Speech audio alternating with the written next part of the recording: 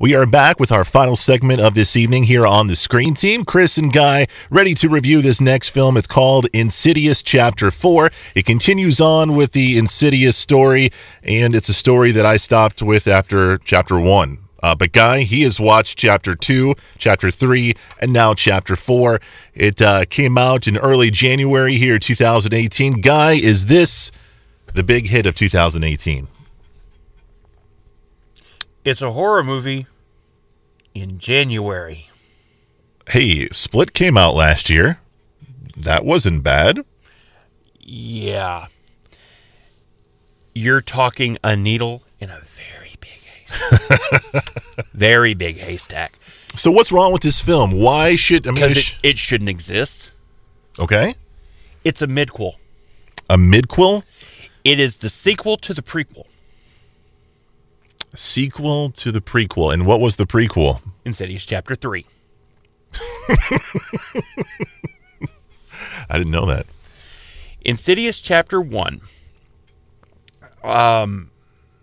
has the red-faced demon. Yeah, it's got the, Darth Maul looking guy. Lynn Shay, who plays Elise, the old lady. Now, I will say, the fact that you have a horror franchise that's being helmed by a 74-year-old woman is fantastic and unique. It's about it. Her two little ghost hunting sidekicks, the one with the spectacles, is actually the writer of all four of these movies and directed the third. And I'll get to spoilers in a moment. And this, at the end of the first Insidious, she died. Well, Insidious Chapter 2, her spirit is alive, so she's from the further still trying to affect. Insidious Chapter 3 is one of her early cases before she found her two sidekicks, and now Insidious Chapter 4 is directly after that, but right before Insidious Chapter 1.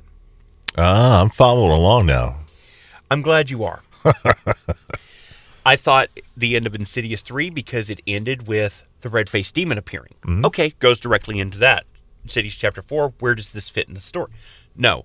Once again, it ends with the red-faced demon now dancing outside the window of the kid. Okay. So it directly ties in at the very end of this movie to the very beginning of Insidious Part 1.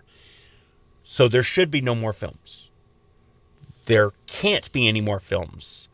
Because, quite frankly, I don't give a crap about any more films. So, but if they came out with Insidious Chapter 5, you're done. Is that what you're telling me, Guy? Are you not? What story would they tell? Man, I don't know. I stopped after 1.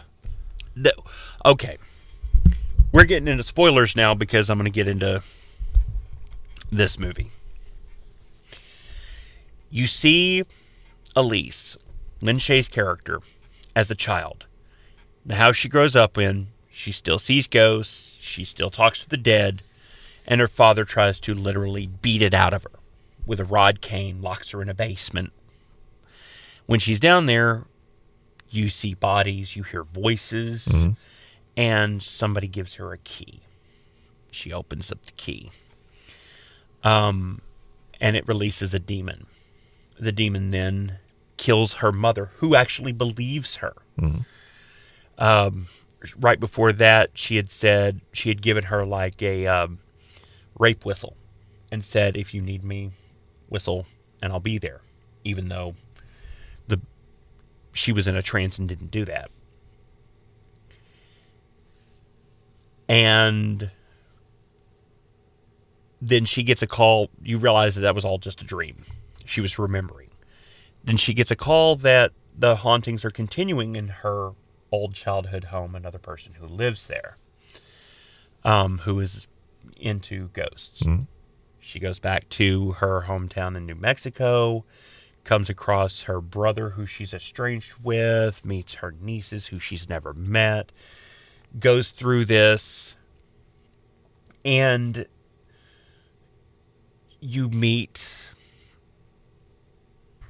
the Keymaster.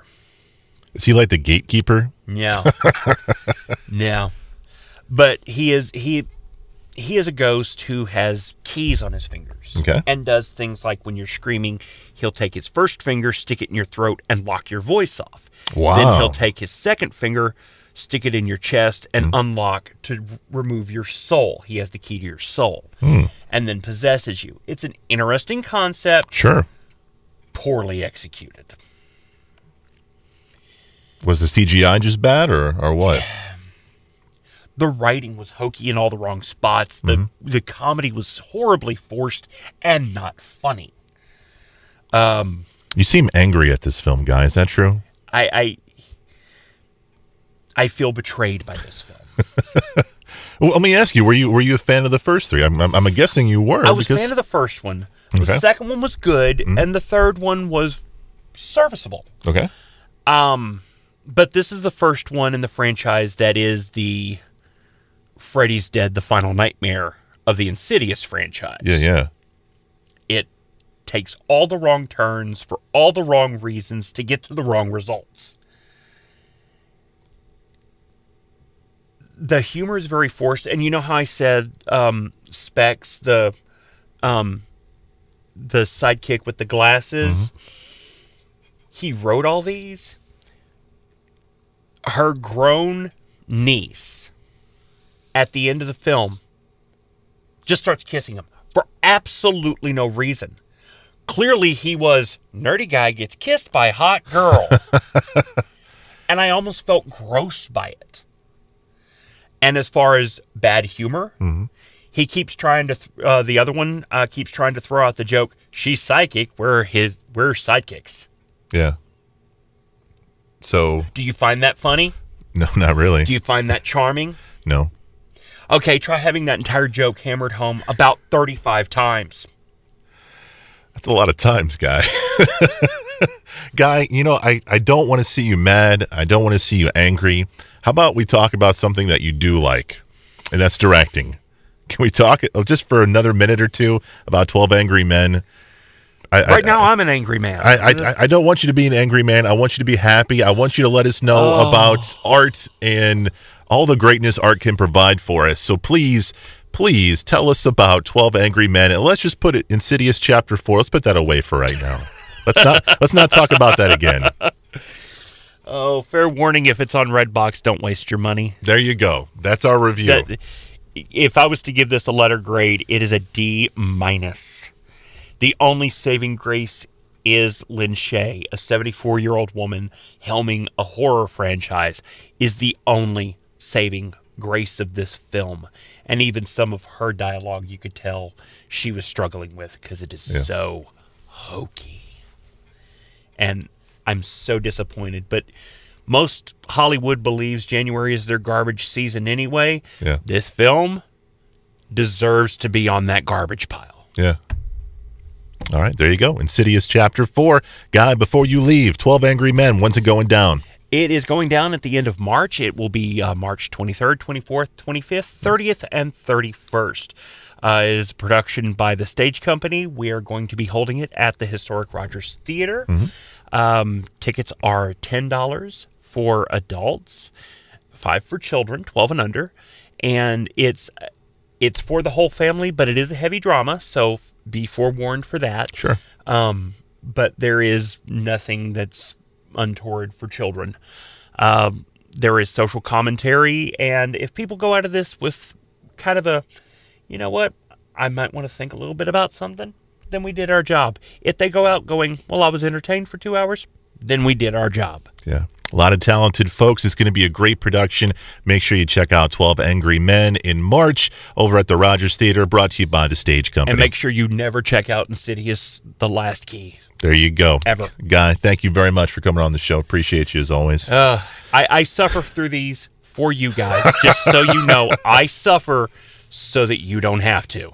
That's what we're here for. We want you to know before you go. We are the Screen Team. Guy, Chris, we will see you next Saturday right here on KWOC.